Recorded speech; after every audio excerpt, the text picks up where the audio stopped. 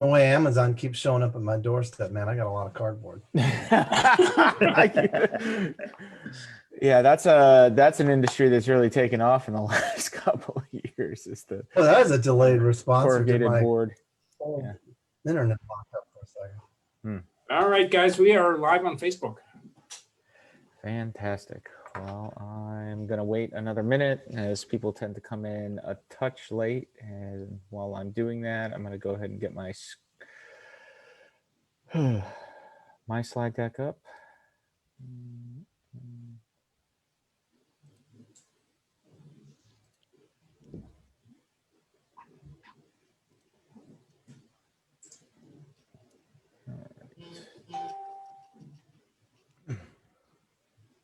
There we go, 9 o'clock, we're good to go.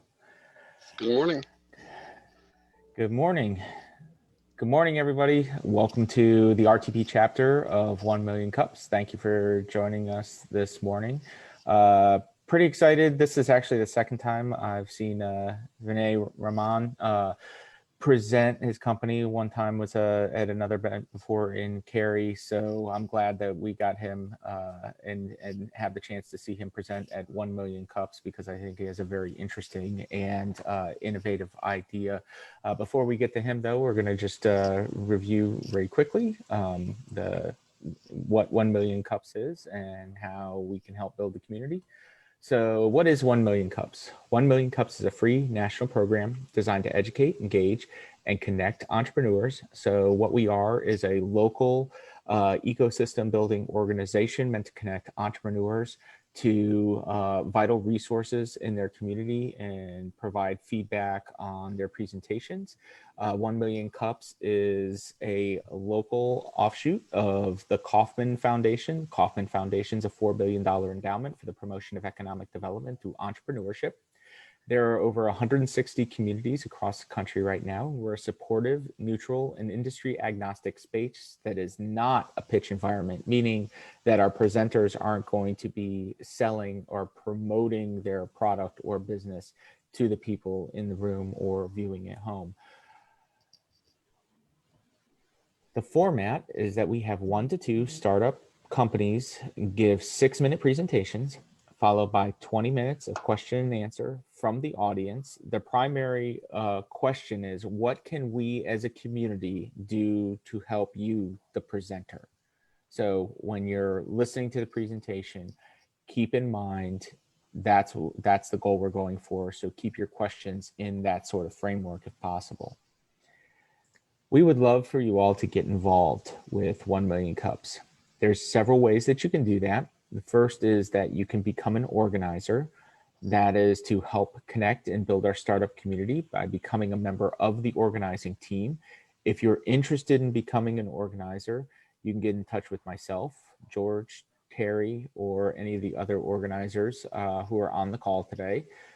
You can also apply to present. So if you are the founder or a part of a startup company that you think could benefit from presenting at 1 Million Cups, please submit your application to www.1millioncups.com/RTP. There's a button right at the top of the page that says apply to present. Click that and follow the instructions, and you will very quickly be receiving a follow-up from Tracy Ames, who will be guiding you through the rest of the intake process.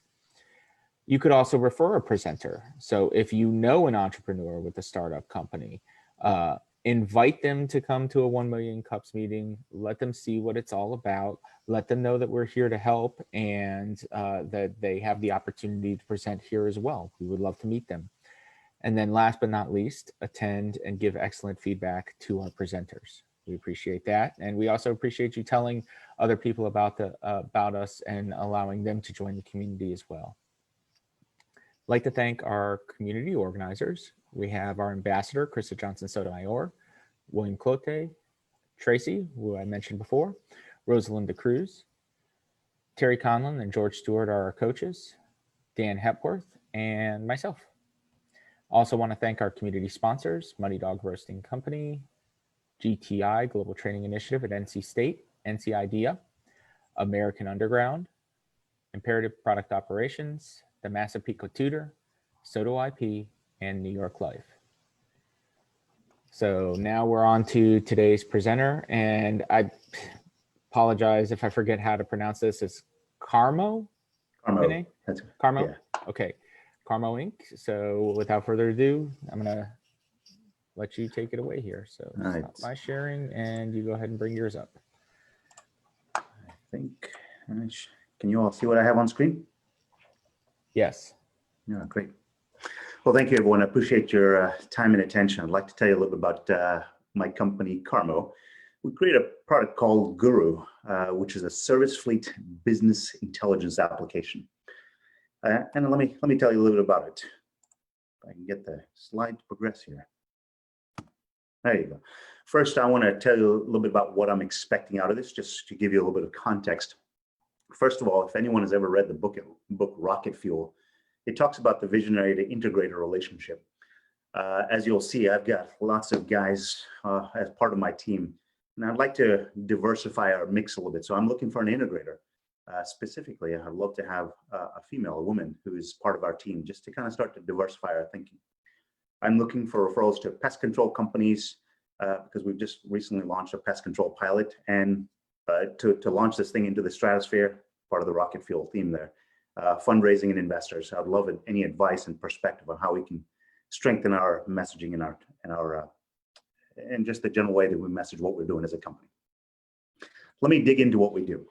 So service fleet business intelligence. So a service fleet are the trades, the service companies, HVAC companies, plumbing, pest control, landscaping, all the trucks that you probably pass on the way to the grocery store, to your office every day. They're there. They're part of what makes this country run, because they're always running. But they've got a big challenge, and that is they're always having to manage three things: their employees, their vehicles, and their operations. But as a manager of a company or a supervisor, how do you actually know what your employees are doing on the ground? How do you reward them for the good efforts and the not so good efforts? Well, that's one of the challenges that they have, because their employees are all working remotely. They've got a second challenge, which makes it even more difficult. They've got data coming in from all kinds of sources.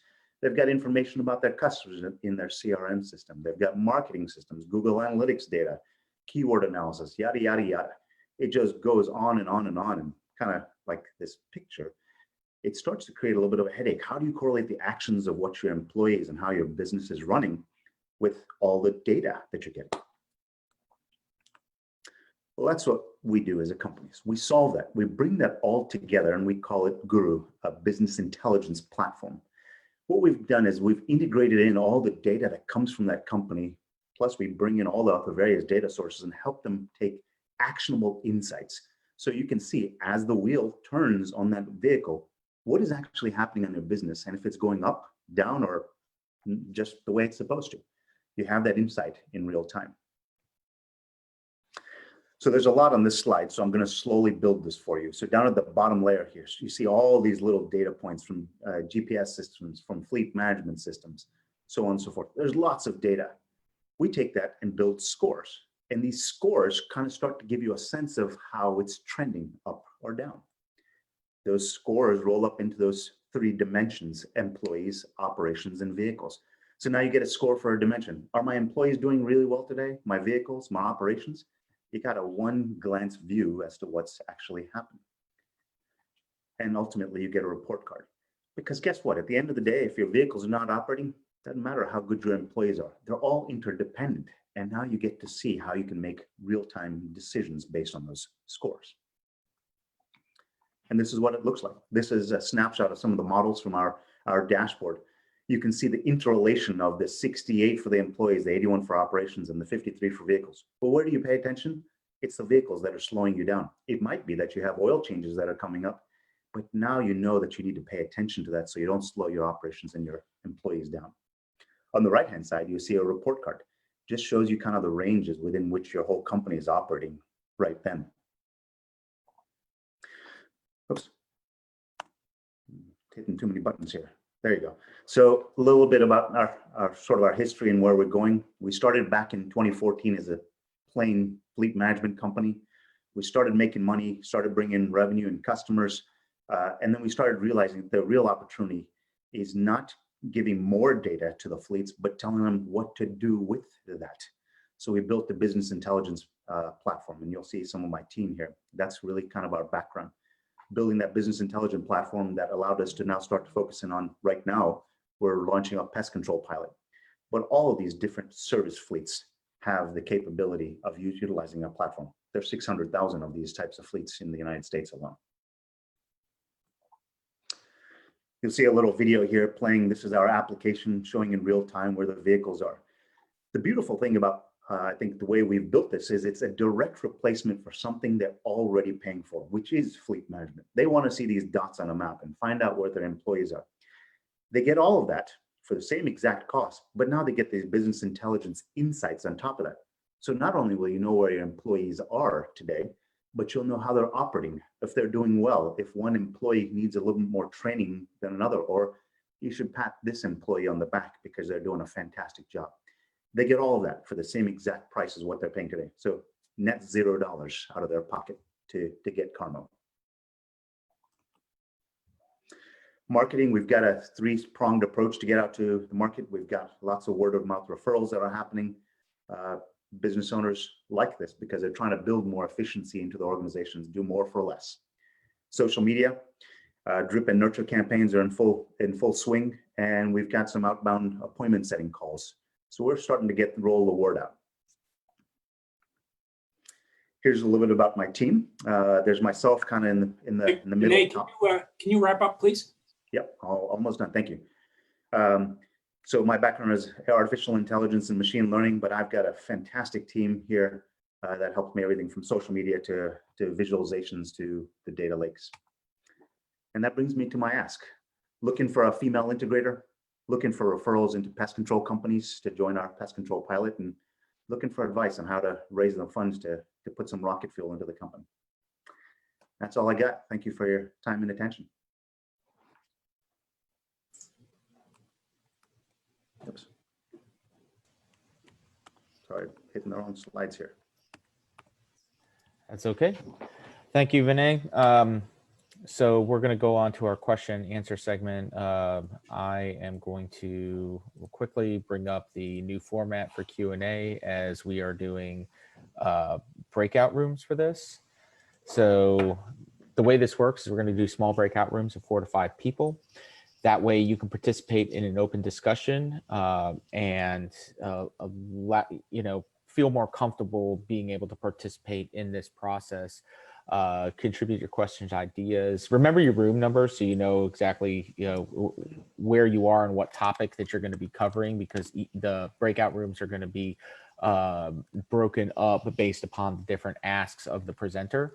And then after we do the breakout rooms, we'll ask those questions, and then we'll go to just a round robin open question and answer session, and followed by a chat around the virtual coffee pot, as it were. George, are we ready to go with those breakout rooms? Or do you we are indeed. Just one thing to add to that: if you have the breakout rooms tool in your version of Zoom, you can switch breakout rooms if there's one that appeals to you more. So we're going to assign you automatically, but you can switch if you'd like.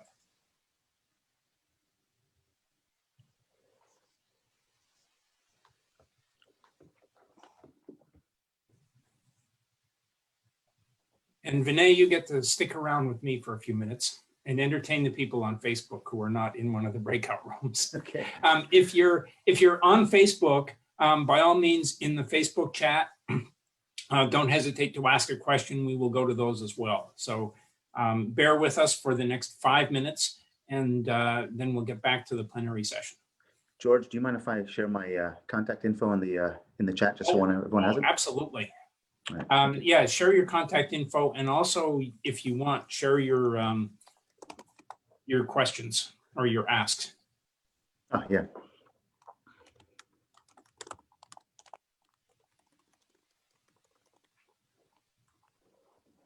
Actually, Vinay, one thing I just realized, you might want to do that after everybody comes back.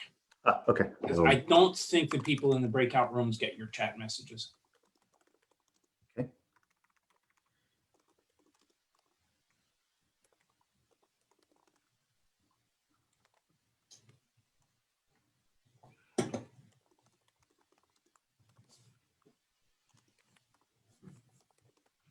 So I liked your timeline slide. Good, thank you. Yeah, that really conveyed, to me at least, that really conveyed where you'd been, how you'd pivoted, where you are, and why you are where you are.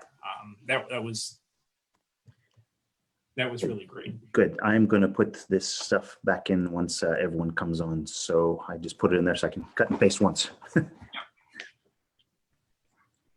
Good stuff. Good. And actually, if you want, you can put up your slide now, your ask slide, and Yeah, people sure. on Facebook can take a look, and if they have any questions or suggestions, they can type them into the Facebook chat.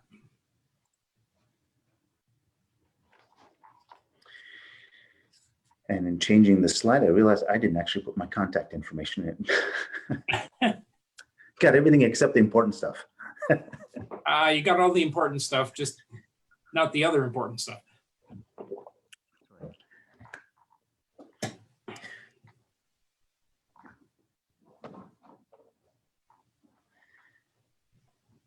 So in the news front this morning, I saw some really good news. What's that? The FDA just approved a home COVID test. Oh, wow. That is good And news. to me, I think, depending on how effective it is, that could be almost as big a game changer as a vaccine. Agreed. If you want to get together with your family for, I don't know, Thanksgiving, say, before you drive over, you take a home test, and you've got not 100% assurance, but at least some assurance that you're not taking a virus with you. Yeah. More awareness is always good, right? Yeah. Yeah, that is good. Oh, we're gonna throw Vinay into our McKinley in here. There we go. We're throwing you out, McKinley.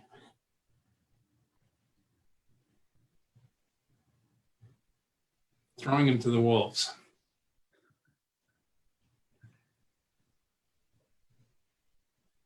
And I didn't put you in a room because the last time we did this, the presenter was kicked out of the room. Yeah, no, that makes sense. I mean, I want them to be able to candidly speak, right? That's fair. So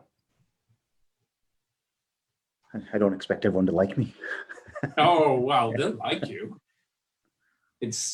You might get some tough love. Yeah, no, that's probably just what the doctor ordered. I need someone to kick me in the backside a little bit. get me to actually do some hard work. That's needed every now and then. Because I think I generally fall into the slacker category most of the time. So this is come on. maybe give me a little more. Give me a little I don't more believe that shelter. for a minute. All right, it says we have a minute left to go here. All right. So how long have you been organizing this? I didn't actually ask you that when we. I started right around the beginning of the year. It might have been December, or anyhow, it was about a year ago. Okay. And what have you seen? What have you experienced as a result of doing this? What I should say, what has surprised you as a result of doing this? What has surprised me, I will say, is that post-pandemic, how many entrepreneurs have figured out a way not to be crushed by it, but to take advantage of it. And very, very quickly. I mean, it was within weeks of the very first lockdown that we had companies doing things that were basically taking advantage of the situation or exploiting the situation or making the best of the situation. So I was just amazed at how quickly that happened.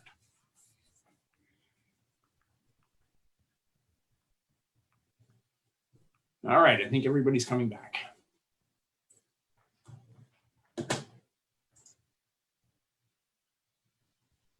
Oh,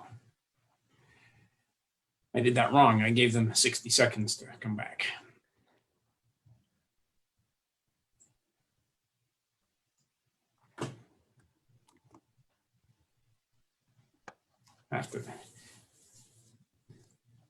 they changed the breakout room controls, Of course, and that makes sense.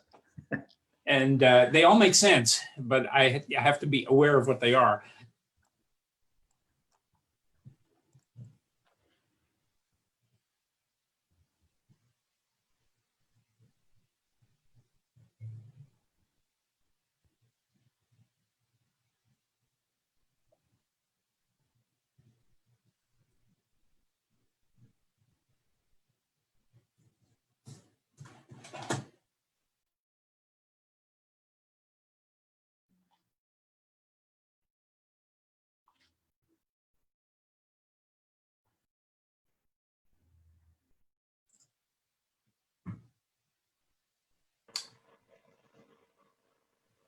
All right, welcome back, everybody.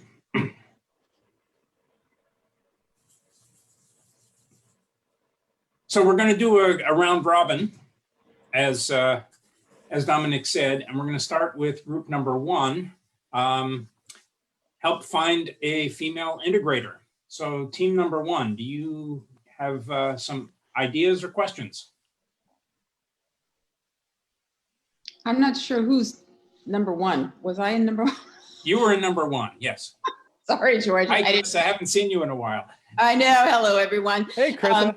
Sorry, it's good to be back and see all everybody's faces. My schedule has not always allowed me to participate, unfortunately, but always monitor it from afar, rest assured. Interesting, Vinay, I had seen your presentation several years back in Greensboro on the fundraising day. It was probably 2015, 16, something like that. So it's fascinating to see how the company has evolved and the pivots, your agility, perseverance. So I applaud you for that. We had a couple of thoughts. At first, we weren't quite sure what you meant by integrator. And so Alicia gave us a little further insight there. So Chief Operating Officer, it just so happens that we've got a female engineer who's done fleet management work sitting in our room. So you will want to have a conversation with Cindy. So Cindy, you want to speak up and tell them what we've all discovered about your background? Unmute. Where is Cindy? Yeah, I'm here. Yeah, that's a lot of my background. I did a lot of consulting work in fleet management, a lot about getting the guys out of the garage in the morning, and have and operations is basically where I am. Like, that's my sweet spot. So if you want to talk, we can definitely talk and see if, even if I can't help you, I mean, if we're not a match, I can help you make sure you get the right person in that job. So I'd love to talk to you. Me too. I would love to talk further. I've put my contact information in there. If you want to share it with me privately, I'll reach out, whichever's easiest. Love to do that. Okay, thanks. All right, so I'd say we just hit a home run on our first Nailed first it. at bat. Thank you. That was worth my 6 minutes already. All right, let's go to room number 2, who are looking at how to help you get into pest control companies. So we have a series of things, Vinay, and that we want to get into regarding this. The first thing is to answer your question. So Steve over at American Underground has they use Clegs, so he can make a connection with his contact over there. So he's under there as Carter Bullock. So you can make we can't hear you, but yeah, make sure we get in contact with him so he can make that introduction. But the other thing we were wondering is, one, why pest control specifically? Why that vertical? And secondly, what is your current customer acquisition strategy, so we better understand why you're going after that particular market as opposed to, as Bob mentioned, like moving companies, other companies with potentially much larger fleets? Yeah, it's a fantastic question, and so I'll answer that question from a couple of different points. So in terms of population of companies in the United States, HVAC and plumbing are the highest in population. There's 99,000, depending on the source that you use, 99,000 HVAC and plumbing companies across the United States. Number 2 is landscaping, which I think is like 90,000, and then pest control is 87. So it's high in population in terms of number of fleets that we could potentially help. That's number 1. Number 2, and which is kind of the home run, is one of the guys on my team runs a pest control company, has been doing pest control consulting for a number of years. And labor is the most expensive thing for pest control, as well as for other industries.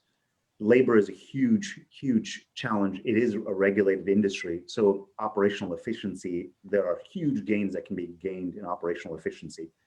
And we can show that stuff in real time, which, you know, in the course of 30, 60, 90 days, you might see anywhere from 5 to 15% gains in productivity if the tool is used the right way and you got the right measures. So that it's honestly just because of subject matter expertise, background, and the I think low-hanging fruit is the answer. Okay. Thank you. All right, let's go to team 3 and the money group. What did you guys come up with? Well, this is Terry. So one of the things we came up with was, how much money do you need? When do you need the money? What are you going to use the money for? What is the trend line of your financials? If you've been in an operating business for the last 5 years and you have a lot of associates, what are they doing? What do revenues look like? What do margins look like? What do earnings look like? What does cash flow look like? So that was one of the things. The other thing is that, as intriguing as the idea itself is, it's not a substitute for basic management. So if one of the things that some of your clients are struggling with is motivating the workforce and making sure that people show up on time, a tool that can be seen as a surveillance tool by your workforce is not necessarily a thing that will make them enthusiastic about being productive. So those were just some of the initial sort of 3 or 4 minutes. Josh, anything else? I don't really know how I could say that better than you did, Terry. Okay. Yeah, I think you hit the nail on the head. So let me respond backwards. I've actually been starting to, this is going to sound a little wonky here, but I've been starting to call myself a data empath. And the whole component, if you go look at my LinkedIn page, that's what I call myself. Mm-hmm. And the idea is creating greater empathy through data. Mm-hmm. Because you're right on the money. What we have seen is that when you start to, or I mean, I think this is somewhat, it's not knowledge that I bring to the table here specifically, but as you start to create clear expectations of how people can succeed, as in, hey, I need you to make 10 stops today and you're at 9. Well, great. Now I know what I need to do to succeed. So the ability to create scorecards and dashboards, so just a report card that goes out to an employee on a weekly basis saying, here's the 8 dimensions that I'm measuring you on, and here's how you're doing. Being able to set clear expectations can start to drive greater employee engagement. I think I heard Alicia Pars on the phone. This the type of conversation we've had is, how do we create greater empathy through the data so we can truly understand what it is, so we can engage with employees so they can figure out what their why is. So hopefully they stay and love what they do. I'll try to give you a short answer on the first part, on the first question, which is around the track record. The number we're looking for is right around the neighborhood of 2 million. So just round it up. And the primary purpose for that is actually to, there's a lot of companies, there are a lot of associations, there is some software development to be done, and some big players in the industry that we would like to integrate in with. So it's really just to create a broader, slightly broader product, but integrating with a number of platforms. So now it's deep and rich. Hopefully that's kind of a short answer to that, what you're asking. So. All right, thank you. And then we have one more group that was given free rein to come up with anything that they wanted to.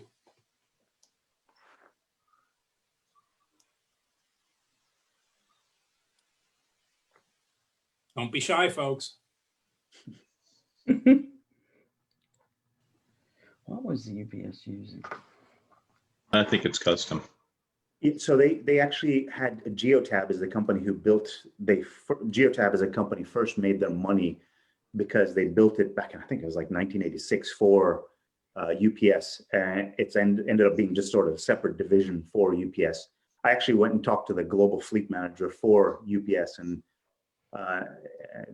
Some of the people on my team kind of told me I should, kind of smack me on the back of the head for doing this. I said, I basically built what you guys have done for UPS, but as a private label version that can go out. And he kind of looked up and all of them said, why would you want to wake the sleeping giant? Because he told me that they had actually considered doing that themselves. So so to some degree, it's not as sophisticated as UPS yet. I'd like to get there, but that's a kind of an approximation of what we're trying to do. No more left turns, being able to come up with those kind of insights. That's exactly what All we're trying right. to do. So we have some shy folks, and Cindy, thank you, but we've got some shy folks in group 4. So I'm going to call out Eric, Michael, or Ted. One of you guys, what did you guys talk about in group 4? Sorry, maybe we didn't. Maybe we missed the fact that we were group 4. Right. I promise you, we had an enlightening conversation about Vinay and company. We talked about a couple of things. We talked about how we integrate this with how would a company integrate this to use it as motivators. In terms of.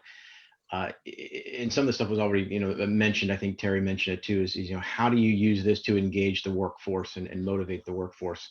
And so, what types of things would a company do to empower this, to engage this, to activate this? What would the employees need to do to engage with this? How could you use this as a motivating tool for them in a way that gets them more engaged in what you're trying to do in terms of moving the business forward?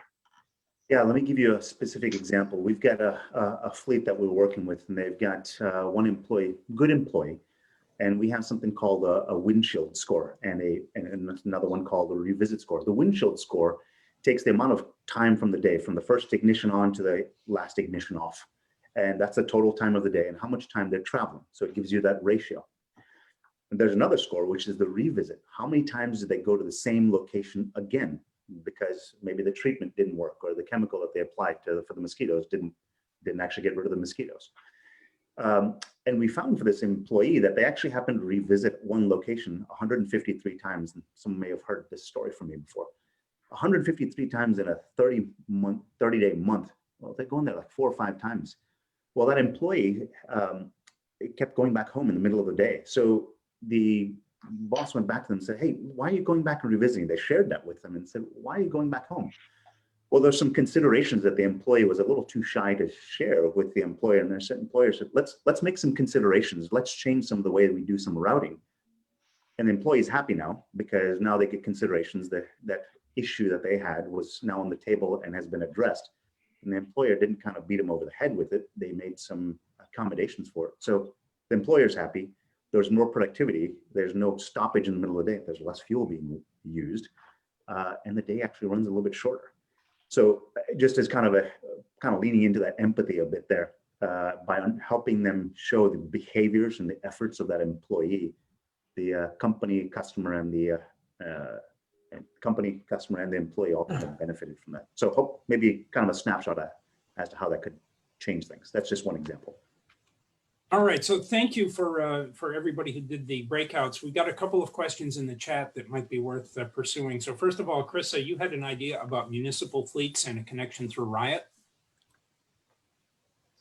Yeah, let me unmute. I just was curious if you've considered municipal fleets as part of your target market and whether you've explored that yet, given the smart cities initiatives, Riot, IoT related, it could be an opportunity for you to tap into that community.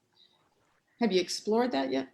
I haven't, and I haven't, and the reason why is because as smart as I like to think I am, sometimes I'm not, and haven't seen as many things as I probably should. It's probably just a little bit of my unfamiliarity with the topic. I mean, if you're open to conversation, I'd love to learn more. Sure. No, I think it's worth investigating. And one woman who is very involved, head of Cary's Smart Cities Initiative, she's the CTO for Cary, North Carolina. So right here in your backyard, you could have a conversation with Tom Snyder, who leads up Riot. I think that could be a very valuable pursuit. I would love that. Is there a way to follow up with you afterwards? Sure. Yeah, absolutely. I'll be in touch. No problem. Thank you. Great, thanks, Carissa. Alicia had a question concerning insurance companies. Yeah, I thought I saw that somewhere here.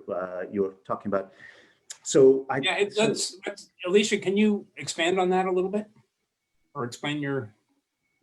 So I guess, the broader question is kind of what are the common objections to that pest control companies in particular are going to offer, in terms of engaging or not, whether, the research project and of course as clients, and as when I asked my client, he's like, look, I've already got devices. And so maybe if you could clarify, is what you're looking to do, is that an add-on? Is that a replacement? What are the ways to overcome those sorts of objections? Sure. So let me kind of start foundationally as a market. Most of those 600,000 fleets, I think the number is somewhere around the 74% actually have a tracking device of some sort in their system. So they're paying some number of dollars every month or on an annual basis for those vehicles. I think you may have seen on that slide, I put $240 per year. They're probably paying between $180 and $400 a year. So it's pretty much a direct replacement for what they have. So we give them that fleet management, which tells them where the vehicles are. We give them that kind of built into the product. So it's a direct replacement and a substantial equivalent to what they already have. What the whole idea is for us to come in and say, look, not only will I give you that, now I'll start to tell you about operational productivity. If you're familiar with the EOS entrepreneurial operating system, the whole idea is how do you build alignment and run your business by the numbers and the KPIs. Well, that's an expensive and time-consuming process to do that. We'll build them the KPIs and give them the KPIs so they can start to look at it and say, oh, that's actually what's really happening just now. So we actually have a partnership with an insurance brokerage that now they can qualify for insurance savings if they use it. It might be 5%, 8%, depends on the fleet, on their insurance premiums. So the idea is that it's not just simply, hey, I'll just tell you where your vehicles are on a map is, but I'll tell you where your vehicles are on a map, how your employees are performing, how streamlined your operations, how efficiently your operations are running. Maybe save you some on insurance along the way, and also tell you finally that your vehicles, here's how little you can spend to get the maximum return on investment out of them. So sort of one key unlocks 4 or 5 things as opposed to one key unlocking just one thing. Hopefully that's kind of a compact enough answer to that question, Alicia. Hey, great. Thank you very much. We are out of time for questions, and we're going to go back to Dominic to wrap up. So thanks to everyone who participated and added questions. A reminder, after the meeting's over, Vinay's going to stick around and have a chat around the virtual coffee pot. So I see that there's some questions still in here from Josh and Bob, probably others. If you guys want to stick around after the meeting, we can have a chat. Thank you. All right. So we're going to go on to community announcements. This is the old school way. So if you have a community announcement, please ping George. He'll put you in line so that everybody has an opportunity to share their events, share certain things going on with their company, if they have individual requests, or if they have something that they're looking for help with in the community. This is your opportunity to share that. Normally I start off, but I know Steve's got an event to announce over at American Underground, so I'll let him kick it off.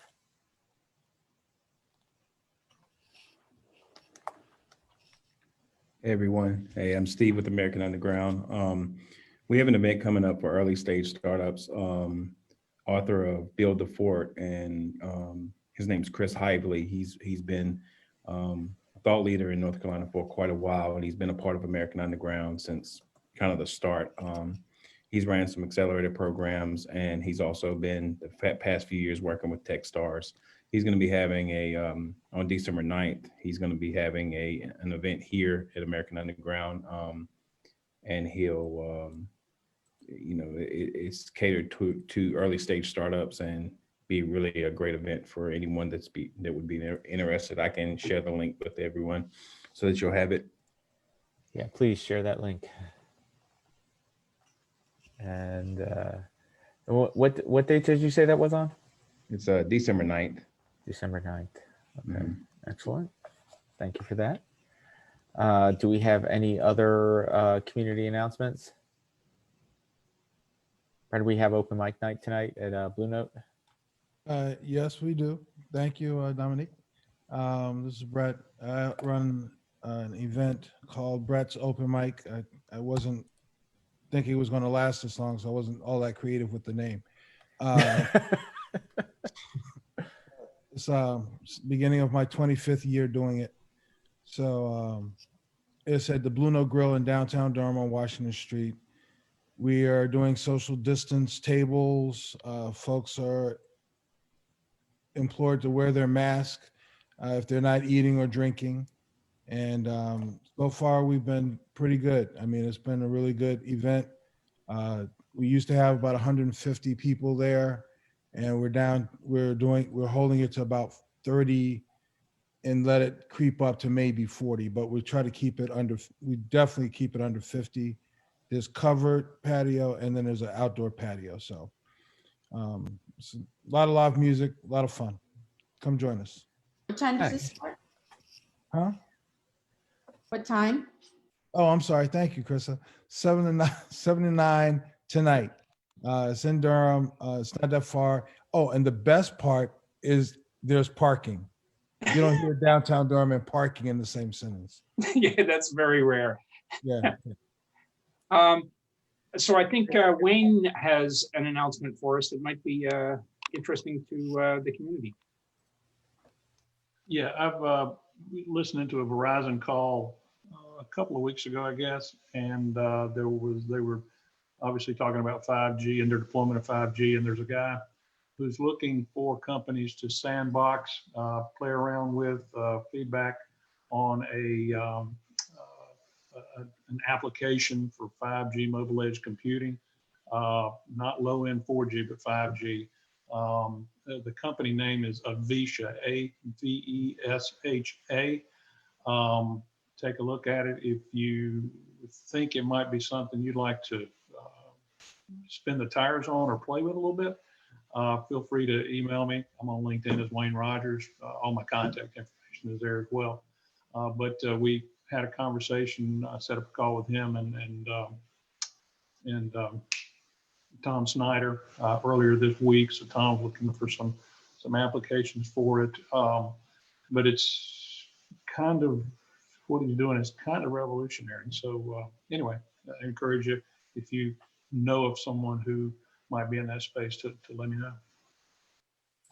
All right, and Rick's got one. Oh, you meant Ricardo? Okay, there you go. Yes. Hey, no problem, George. That's okay. Hey, guys, everybody.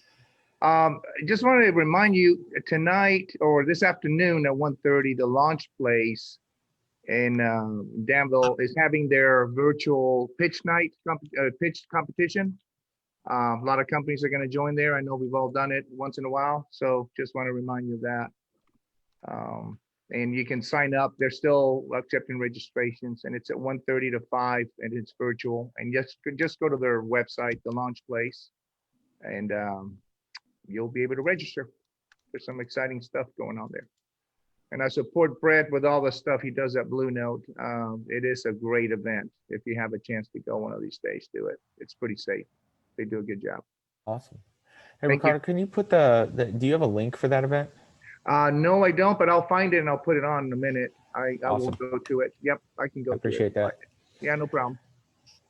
So couple of announcements from me. First of all, not next week, but the following week, December 3rd, there is a virtual networking event that I'll be hosting. It is a North Carolina virtual mixer by Rockstar Connect. So I'll go ahead and put the link in there. So if you're looking for something to do after the holidays, that's an evening event and love to have you join us for that. Put the link right there. And the second announcement that I have is next week's Thanksgiving. So we're going to be taking a week off and coming back the following week. So please, enjoy a safe, socially distanced Thanksgiving. Please, if you're going to travel, be very, very careful and very, very safe, because we want everybody to be safe and healthy, you know, through this whole thing. And I just wanted to say that I am thankful this year for this community, for all the dedication, for everybody who's continued to support the RTP chapter of 1 Million Cups through the pandemic, through going to virtual. And I'm thankful for all the companies and presenters that have come from, you know, here locally as well as across the country to present and taking advantage of this virtual space. Thankful for all of our organizers who have done such an awesome job making this happen and being really, really, you know, drama-free through this transition and everything that we've been going through, even though, you know, our lives at home may be a little bit more stressful with all of this change. And I appreciate you all being here. So happy Thanksgiving, and we'll see you in December.